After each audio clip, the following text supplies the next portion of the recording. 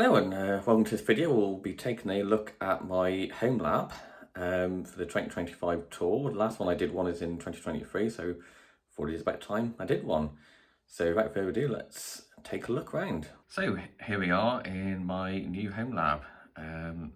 So to start off, we've got a nice switch there, then another switch, and then a Fortinet firewall, and a Dell server. Wait a minute. No, this is actually a neat little model picked up, put on eBay from Japan.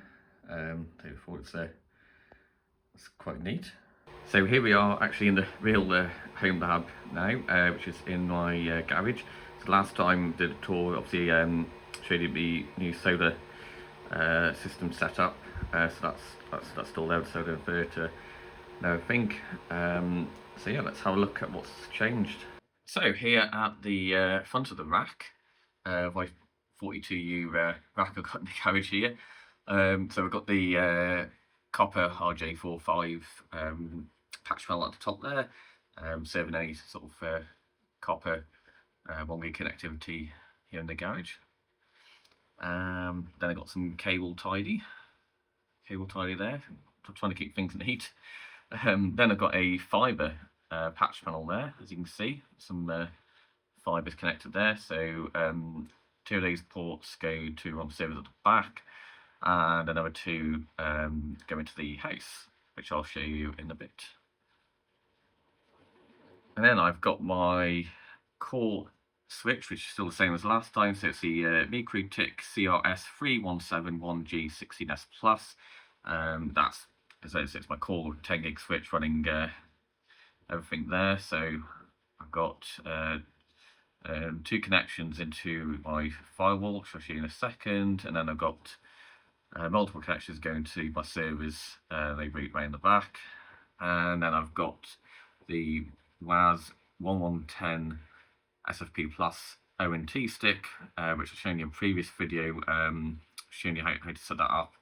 As a way of bypassing the Virtual Media Hub 5X. I don't have a Virtual Media connection at the moment, so this is running on my other full fibre line I've got in house. That's a 5 gig FTTP connection, which I need to do another update video on that actually. But yeah, I've got it running on that at the moment, so that's quite nice. And I've got some more connectivity over here running to various servers. And then I've got a DAC cable which comes out to my other switch I've got here. But yeah, so the switches, I've got sort of some VLANs running on it. Most of these are running in lag mode to the various servers and firewalls.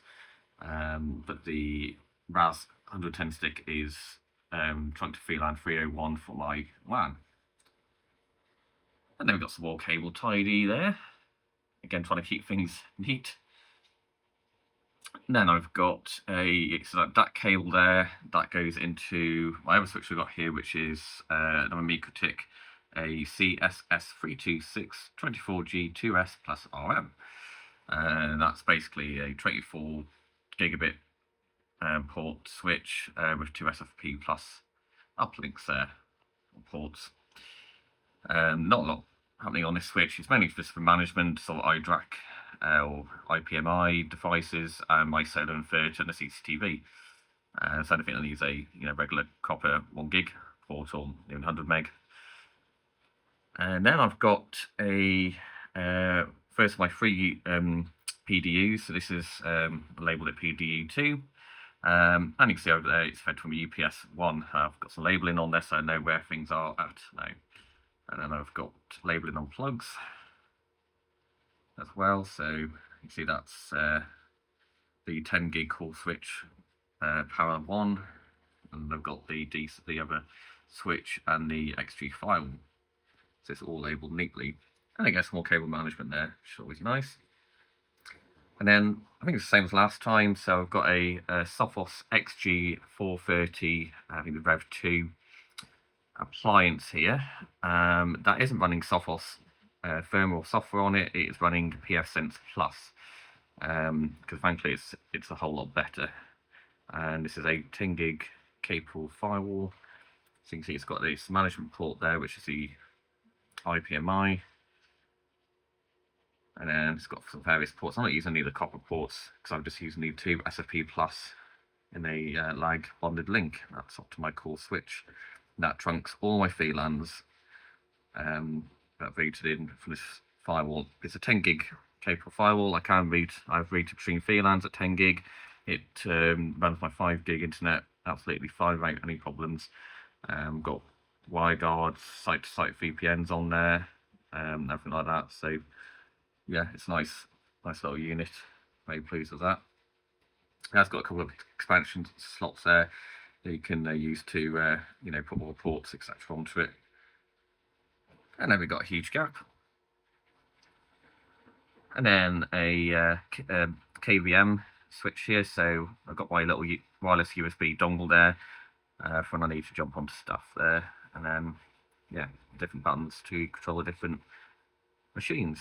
So if you want to get the console up for the various computers and servers. And this is a change from last time.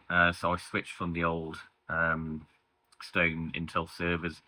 I've now got some newer Dell servers. So starting at the top, I've got a Dell PowerEdge R730. Now this is a particularly noisy one right here, and it is running my TrueNAS. So it's running TrueNAS Core directly, bare bones on the box. So it's not virtualized anymore for performance. And you can see here I've got multiple drives in here. So I've got two sort of pools. One has 4 disks in it, which is sort of spread out at the moment. It sees 3 here, and that one there because I had to replace a failing disk. So that's my sort of core files, photos, documents, etc. And home videos. And then these two here are 2 20 terabyte ones in a RAID 1 that has got my TV and films, TV show and films. Yeah, so the other 4 hard drives I would say that are still a 12 terabyte WD Gold 12 terabytes. I've had to replace quite a lot of them, but luckily because it's enterprise, it's under 5-year warranty, so I managed to catch it in the warranty. So that was good. So I've got another replacement one coming at some point, but I always have a cold spare, so I was able just to do that. Then I've got another Dell PowerEdge R730. This one's not switched on at the moment. It's sort of my spare hypervisor because I run XCP&G now as my hypervisor instead of VMware, which would be really good. So this is like another host, as it were, like call it host 2. But I don't have it switched on. It's more for like if I need it, or need to do fallow or need to do development on it. So yeah, because they do use a bit of power, so try to save some power. And then finally at the bottom here is newer Dell R740, which has got some nice SSDs in there, 2.5-inch SSDs, running in the sort of a built-in RAID. And this is my XCP&G host 1. It's my main host. This is running all my virtual machines, my home lab. Yeah, it's a really nice unit. Looking like that. So, and then at the bottom here, we've got all the power. So we've got the 2 UPSs. I think the same as last time I showed you, the CyberPower 1500. I can't remember the exact model number, but yeah, 1500 EPC LCD, I think it's like that. Yeah, it's enough to run all my stuff. So yeah, I've got it sort of split load on there. You can see, so I've got the various PDUs running off both the UPSs, so it's all spread out. Everything with dual power supply is on either one of the UPSs, so it's got redundancy there. And then I got the massive Pylon-Tech US 5000 battery. This is the 5 kilowatt-hour battery for my solar system. I think it's a lovely sunny day today, so it's got full capacity, and this can run the backup sockets here. I've got 3 sockets here in the garage and 1 in the house. So if the natural grid goes down, then as long as I've got battery and all the sun, I can keep some things going. So yeah, that's the front of the back there. So here we are at the back of the rack. So the back of the rack is mainly at the top will be sort of video stuff, and at the backs of the service. So let's take a closer look. So if we start at the top, I think it'll be similar to last time. It looks a bit more messy now, but I've got a BNC patch panel. This is for my cameras. I've got my CCTV cameras and my wildlife cameras all running on BNC connectors. So it's like TVI, analog HD. I know you can have IP cameras, but I just like this because it's uncompressed HD and it's nice. So there we go. Yeah, so we've got the various patches going on there. Got some janky cables there. That'll be for another video. That's for my PT said controlling and everything like that. But that'll be for, like I said, for another video. That's to do with that. And I've got my CCTV DVR. Still, it's the Anchor DVR. Touchwood still going. So that's good. Good reliable unit and very cost effective. And then this is sort of a new shelf I've put in here, and that's got some video stuff. So I've got a converter there. So that's a little converter that converts the TVI signal from one of my wildlife cameras, one of PT said wildlife cameras, and gives you a HDMI output. And then I've got a couple of HD base T units here. So what these do are they convert the HDMI signal, one from there, one from the DVR, and it converts it into you can run it over Cat6. And another nice thing about these units is you can probably notice, you can get to the back there, that there is no power going into them. That's because we'll see on the other end, the power is power over Ethernet, so you only have to power the one side. So it's really nice. Yeah, these are nice little units. I think they can run up to 4K. Can't remember the refresh rate on the 4K, but I'm only running up 1080p at the moment. But yeah, they're really nice units. It's pretty much uncompressed HD over a single Cat6 connection. So yeah, that's my wildlife camera setup. But I'll go into more detail on that on another video about that. But then we got PDU. So this is PDU1, and that's fed from UPS 2. It's a nice little label in there. It's a nice Excel unit like the one on the front. This is quite a full one, hence I got the power for the HD base T units coming from the house now. So yeah, so this is all nice and labelled here. And in that big gap on this side, you can see we've got a couple of Western Digital external hard drives. I mean, 22 or 24 terabyte hard drives. These are my offline, they're called offline copies. So you can see this is connected to the back of my NAS, my TreeNAS server, and it's essentially my it's one of my backups. So you always should have a it's called the 3-2-1 backup. So you have 3 copies of your data in 2 separate locations, roughly on 2 different types of media. So I pretty much have that now. So I've got the live copy on my TreeNAS here. That is replicated each night to my disaster recovery site. I've done a video on that as well. I'll link to that. That's done every night from my WireGuard VPN, site VPN. And then I also do, this is more of a manual task, every week or so, I just plug the power into one of these drives and I run a manual replication to these drives. I've got one for my one pool, which is data pool 1, and then got one for data pool 2.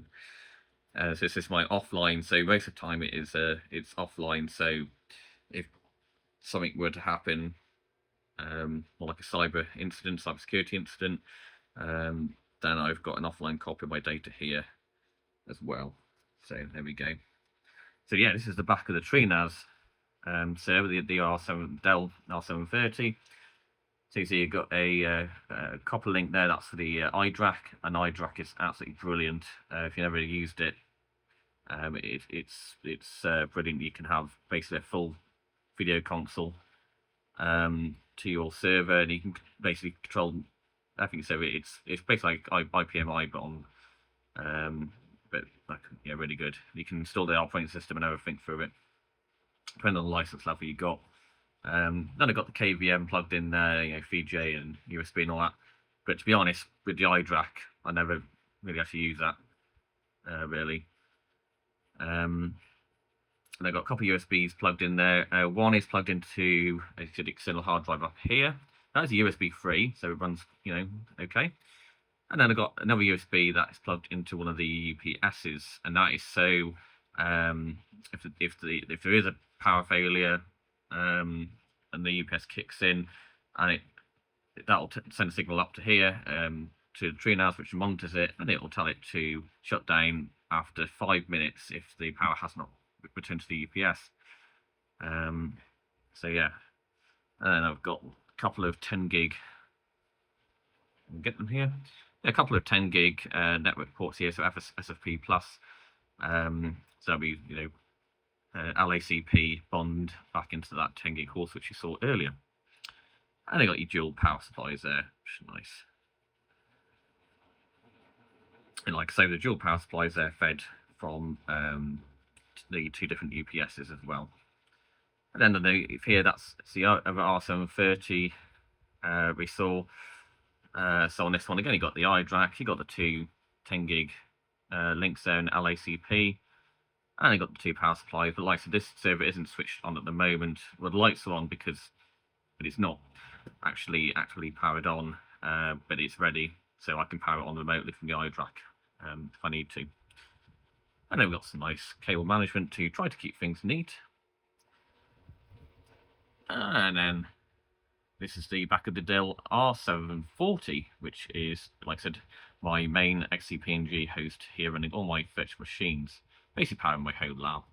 You got the dual power supply, a couple of 10 gig NICs, again an LACP bond, and then the iDRAC. And then we've got another final PDU, which is PDU3, fed from UPS 1. And then we've got the other things plugged in here. And then the back of the UPS is the back of the battery. So we're back in the house now, and I just wanted to show you, I've shown this before, but here's a complete tour. This is a free 5G router I've got. Basically, this is my backup internet connection if the full fibre link was to go down. So that's connected to an external aerial to give it a signal boost. So at the moment it's got blue lights, that means it's got an excellent 5G signal. Get around 100 to 140 down and about 30 to 40 up on it on a good day, so it's not bad, and cost me about, I think, £6.57 a month for unlimited data on the business SIM. So for a backup connection for about £6 a month, it's not bad.